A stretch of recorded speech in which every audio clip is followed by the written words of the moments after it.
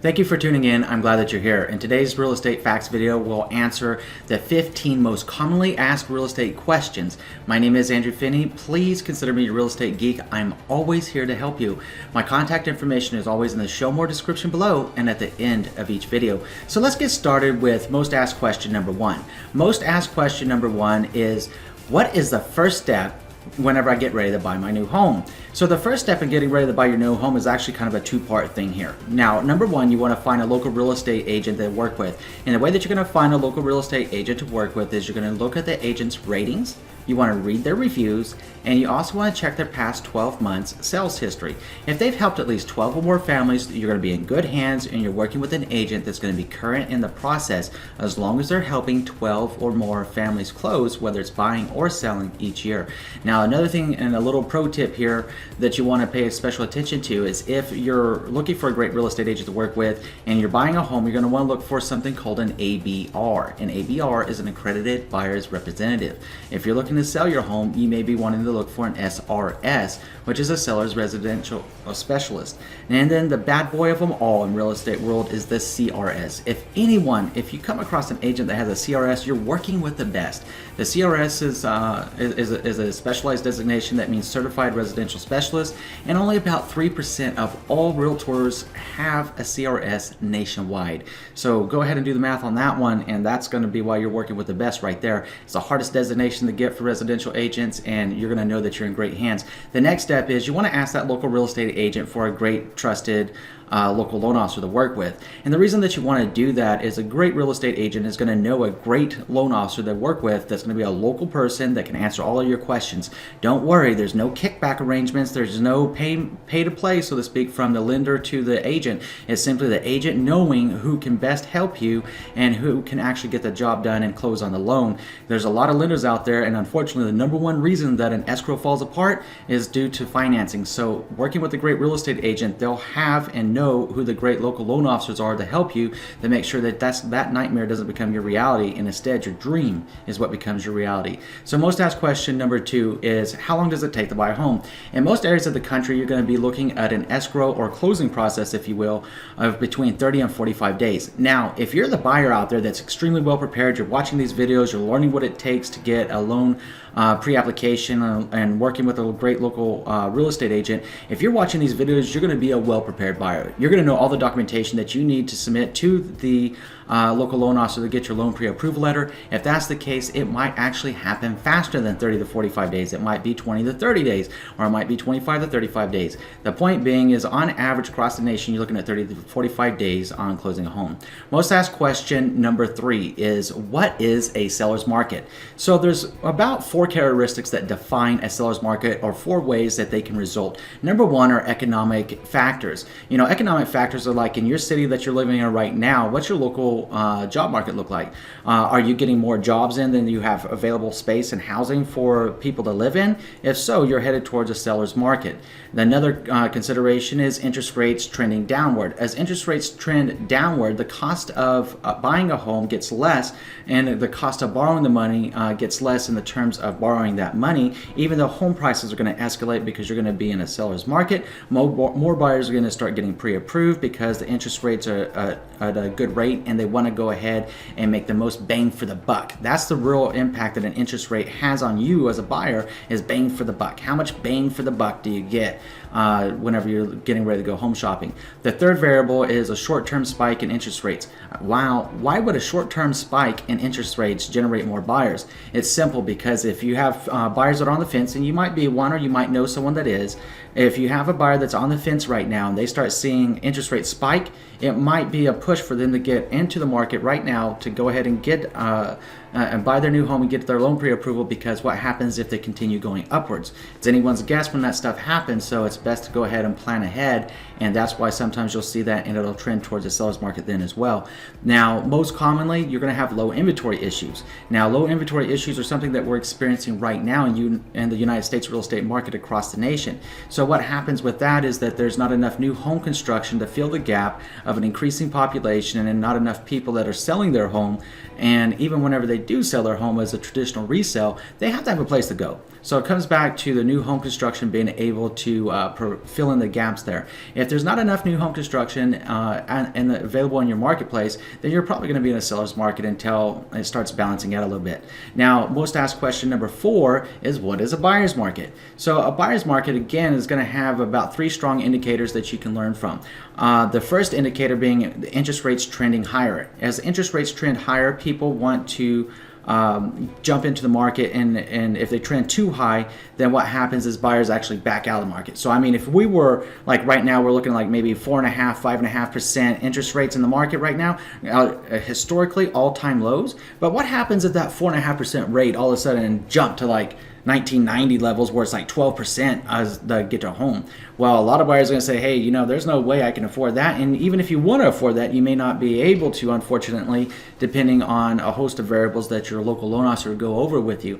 Now, that would be a very, very big reason why you might see a buyer's market in an otherwise healthy marketplace. Now, the next reason and indicator you want to look for is high inventory. What happens if you have a lot of people looking to sell their home and you have a lot of new home construction options available, but not enough buyers? Well, the market's going to have to balance out somewhere, and it's going to balance out in the form of price and attracting and doing whatever it takes to attract a buyer to buy that home in a high inventory marketplace. So whenever you see that, that's where you're going to be able to get a lot of good deals. Now, right now, across the United States, inventory is tight, so that's not our case right now, but just keep an eye out on when inventory starts getting really high, it's turning to your side if you're looking to buy a home.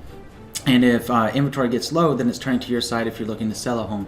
So natural disasters are the next indicator. Things like Hurricane Harvey, Hurricane Irma, the wildfires in Northern California, Hurricane Maria down in Puerto Rico, any kind of natural disasters or cataclysms, earthquakes, what have you, can actually cause a buyer's market, because there could be a sell-off of the homes that are available because people want to get the heck out of those areas.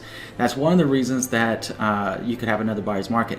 So most asked question number 5 is, what is a stratified market? Now, a stratified market, whenever I explain this, I try to keep it in very simplistic terms, and I normally just say, think of the market conditions of what they are right now. Now, where you may be seeing a strong seller's market, and in many places across the country, if you segment out your market or stratify out your market by price range specific areas, so let's say like 100 to 250,000, 251,000 to 350,000, and so on, going up the price points, you're going to start seeing a different marketplace start taking form, where it might be an extremely competitive seller's market in the under $250,000 price range. It may start balancing when you get higher, and at some point in that price range you might start seeing it become more of a buyer's market. If you start, like in Las Vegas, you start going over about $1 million, you're going to start seeing more of a buyer's market right now, and that's available to people to buy a home, but you know, obviously they're dealing with a much higher price point.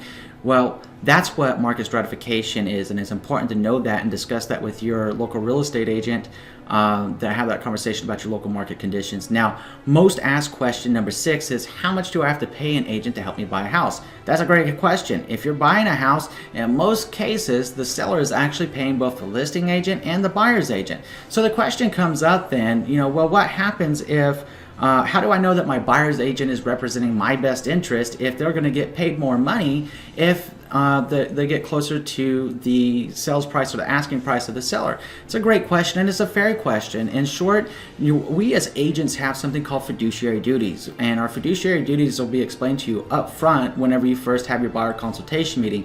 Essentially, we owe you obedience, loyalty, to give you full disclosure, to keep your confidence, to give you full accounting of any and all monies and where they're going, and also give you what's called reasonable skill and care. So it's very important that an agent follows that. So, you know, look, at the end of the day, you're talking about, in many cases, that a buyer agent may earn about 3% of a sales price on a home, or leastways that's the money that goes to the brokerage, and then the brokerage splits it out with the agent, and then Uncle Sam takes that part. But that's a whole different conversation for another day.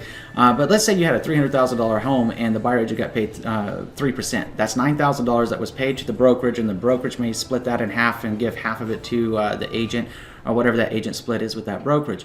Well, if you think about that, if at a $300,000 sales price and the list price is $310, at 3%, you're looking at $300. No agent is going to quibble over an additional $10,000 out of your pocket to try to put $300 in theirs, and it's just the wrong thing, and it's not ethical for them to do. So having an agent that's going to work for your best interest is why I shared with you and commonly asked question number 1, why you want to find a great real estate agent first and check their reviews, read their reviews, check their ratings, and look for specialty designations in their past sales history and performance, because you're going to want to be in the hands of a professional, and you're going to want to work and team and partner with that agent that's going to be able to represent you. And look, when you have that buyer consultation meeting, just don't look to be saying, hey, I want to go see a house on 123 Main Street and jump in the car and go see it. What you want to do is you want to take a chance and set a time to meet with that agent in the office and get that feel. Ask them the questions that you have that are most important to you. Ask them the hard questions that are most important to you. And if it feels right, and it is right, and they demonstrate the skill and inspire the confidence in you and to feel good about that relationship, then go ahead and move forward with them. If they don't, then find another agent. I mean, that you got to make sure they're working for your best interest, and you got to feel it, you got to know it, and you got to have that comfort and peace that they're a master of the process and they are upholding your best interest at all times. So that brings us around to commonly asked question number 7. What kind of credit score do I need to buy a home? Now, this is a really interesting one because it also has several different answers. Now, you may have heard in the news or in different advertisement that you can get a home loan as low as a FICO score as low as a 580. Absolutely true. Now, you may be wondering what the down payment options are, and we'll talk about that in a minute for different loan types. But with a FICO score of 620, you're going to qualify for some better loan programs, and with a FICO score of 640, you're going to get into an even better range of different loan products available to you that may be more advantageous to you. However, many lenders across the country can actually approve you with a FICO score as low as 580. So keep that in mind. It's something that you may want to ask your local loan officer about and see how that affects your situation, if it makes sense, or if you should wait and get a little bit of a higher credit score. So most commonly asked question number 8 is, how much do I need for a down payment? This is another fantastic question. So how much do you need for a down payment? Well, it depends on the loan type that you're looking at, because if you're a veteran or active duty, you get a VA loan, you're going to be looking at a zero down loan. That's what the VA loan is. The USDA loan, which is available to many of the rural areas of the country, is another zero down loan option. The FHA loan, for instance, there's different programs from down payment assistance to traditional FHA. For the purpose of this video, we'll just talk about the traditional FHA is generally about 3.5% as a down payment. And your conventional loan, it used to be heralded as a 20% down payment loan product. It's no longer the case. You can actually get a conventional loan these days with 3% down. You need to talk to your local loan officer and see which loan programs are available to you and which one best fits your needs. So just keep that in mind. There's a lot of great options out there, and with a higher credit score, you can qualify for more of the different loan products underneath each loan type. So most commonly asked question number 9 is, should I sell my current home before I buy my new one? Well, that's a great question. I just did a video about that the other day, so I'm going to go ahead and put the card up here if you want to learn more about that. It really depends on your circumstances, and it depends if you have to sell your current home to be able to buy your new one. If so, there's different tactics to take as far as writing offers. At a minimum, you want to get your home ready to sell. You'll also be wanting to work with a great real estate agent that can introduce you to a great local loan officer to get your loan pre-approval letter, then get all your ducks in a row before you get ready to hit the market with your home if you're in a sell-buy situation. If you are in a sell-buy situation, maybe you want to talk to your agent about finding, and in current seller's market especially, you may want to be talking to your real estate agent about helping you find your new place and writing an offer contingent upon the sale of your other home, depending on what kind of terms you can find available in your marketplace. Now, your trusted real estate advisor in your local market is going to know more about your local market conditions. I highly encourage you to have a realistic conversation and open, honest dialogue with them and find out what's going to work best for your circumstances. So that brings us around to most commonly asked question number 10. How many homes should I view before buying one? Goodness, is this a good one. If you're out there buying a home right now, you're going to say, some people say, Andrew, I want to see 100 homes. Okay, well, what's most important to you about seeing 100 homes? Oh, I don't know. I just want to see them. Okay, how's that going to help you be able to move forward and find the right home for you? I haven't thought about that. Okay, what if we see 100 homes in my office at a buyer consultation meeting and we see them online? we take a look at the pictures and we start narrowing it down to what's most important to you. From experience of helping over 100 families buy and sell a home over the past 4 years, I can share this with you very honestly, is that if the marketplace has 7,000 homes on the market, such as, it's not uncommon for Las Vegas to have 10,000 homes on the market at any given time. Once you narrow it down by price point, by the amount of rooms, by the amount of bedrooms, bathrooms, the size of the house, any amenities like a pool, granite kitchen, what have you, area, town, school district. Once you do that and you spend that time doing that with your buyer's agent, then guess what's going to happen? Those 7,000 to 10,000 homes will quickly, and I mean quickly, drop down to maybe 10 to 25 homes that are going to be matching your most your best preferences. And then I get some people that say, well, Andrew, I want more options than that. Okay, well, if you want more options than that, then what is most important to you about this criteria? Because if 10 to 25 homes match your most demanding criteria of what you want, generally what I have found in working with buyers is that 3 to 5 of those homes will be the ones they really want to go see, and out of those 3 to 5, there'll generally be 1 to 3 that they'll be wanting to make an offer on as soon as they see it. Now, it's really interesting because what I've seen is the more homes that a buyer actually sees, they lose confidence in that buyer agent because they feel like the agent isn't listening to them and they're not paying attention to them. That's one of the reasons for a buyer consultation meeting. That's one of the reasons that you want to make sure you're working with a great real estate agent and you check their reviews, you read those reviews, you check those ratings, and you check their sales history, and you look for specialized designations in the residential real estate world that can help you. The more that they are in charge of that process, the more they know about that process, the more they're a master, the better they can help you, and the better deal that you're going to know that you're going to be able to get, the faster you're going to be able to find your new home. And with home prices increasing in value, the faster you can find a home could be the difference of perhaps anywhere between $3,000 and $5,000 or more, depending on your price range of home you're looking for, every 30 days, every 45 days of appreciation in the market. So keep that in mind. If you have some comments about that, definitely let me know in the comment section below. So most commonly asked question number 11 is, what is an earnest money deposit? Now that's a great question as well. Now, an earnest money deposit is best defined as simply a deposit of good faith from you, the buyer, to a seller. It lets the seller know that you're serious about moving forward on the purchase of that property, and by putting up money into a third-party account known as an escrow account. It doesn't get deposited directly to the seller in a lot of cases until you get ready to close, at which time that escrow money actually gets applied towards your down payment and or buyer closing costs. Now, how much is an earnest money deposit? Typically, an earnest money deposit is between 1% and 2% of a sales price. So let's go back to our $300,000 home. If we have a $300,000 home and you want to know how much an earnest money deposit is probably going to be, think that it could be anywhere between 1% and 2%, or $3,000 or $6,000 is the earnest money deposit. Keep that in mind. If you have questions about that, just let me know. Most commonly asked question number 12 is, how long can the seller take to respond to my offer? Now, every offer that you write with your trusted real estate advisor, they're actually going to be stipulating a response time frame in there. Now, normally 24 hours is more than enough time to get an answer back from the seller.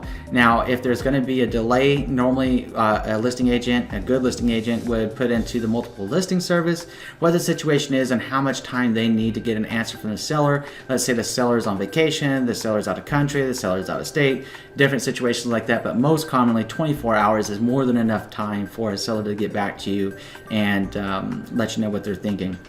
That brings us around to most commonly asked question number 13. What if my offer is rejected? Oh no, or maybe oh yeah. What happens is a seller is going to have 3 options. They can either accept your offer right out, they can reject your offer flatly, or most commonly they're going to submit a counter offer to you. So going back to our $300,000 home, if you said, oh, I'd like to write an offer at $290,000, you may get a counter offer back at $295,000, $297,000, or whatever the case may be from the seller. Now, there's more than a price and a negotiation. There's also terms of a contract that you want to be discussing with your trusted real estate advisor in your local city. Now, if you need help finding a trusted real estate advisor, then just let me know. I am a certified residential specialist, a seller's representative specialist, an accredited buyer's representative, and also a military relocation professional. So if you have any questions about that, I'm happy to tap into my network and help you find a great agent in the city that you live in. So that brings us around to most commonly asked question number 14. Should I order a home inspection? Yes, you should. A home inspection is going to give you a better idea of what that home's current condition is, and it's important to understand that a home inspection is not a pass or fail situation. A home inspection is simply a snapshot in time in the professional estimation and opinion of the certified professional and licensed professional performing the home inspection itself. So it's going to give you the state of that home's condition, so you know what to plan for as becoming the new homeowner of that property, and the maintenance items that you need, and anything that you may be able to renegotiate in your contract for the seller to ask them to fix. So that brings us full circle to most commonly asked question number 15. Do I need to do a final walkthrough? Yes, it's not mandatory. You have the right to waive it. You have the right to attend it. I always highly recommend that you attend it. Now, the purpose of a final walkthrough is to make sure that you still have all 4 walls and the roof on that house. And realistically, what it's about is to make sure that the home is in the same condition as the same time that you made the offer on the property, or better, because if you had asked the seller to make repairs, it's also the time to go back, check, and make sure those repairs were done. And depending on the practices in your state, you may be wanting to consider re-inspections after the seller has said that they've completed the work, just to get an added layer of protection. It's something to consider. But absolutely attend your final walkthrough. Don't let it go by. You generally want to do a walkthrough anywhere between 2 days and 5 days before you get ready to close on that property, so that you have time available to go to your title signing appointments and such. So if you have any questions about this, let me know. I'm going to put my contact information up right now. If you just want to say hi, hey, I'm happy to hear from you, have a question about this, or have an idea for another video, let me know. Just love hearing from you. Now, if you learned something useful from this video, I'm going to ask you to do 3 things. Number 1, please subscribe to this channel. Number 2, please like this video. And number 3, please share this video around with someone that you know is going to be able to help. Thank you so much for watching this video today. It was great for you to join with me in this information today. If you have any questions, again, let me know. In the meantime, enjoy an amazing day, and thank you for watching.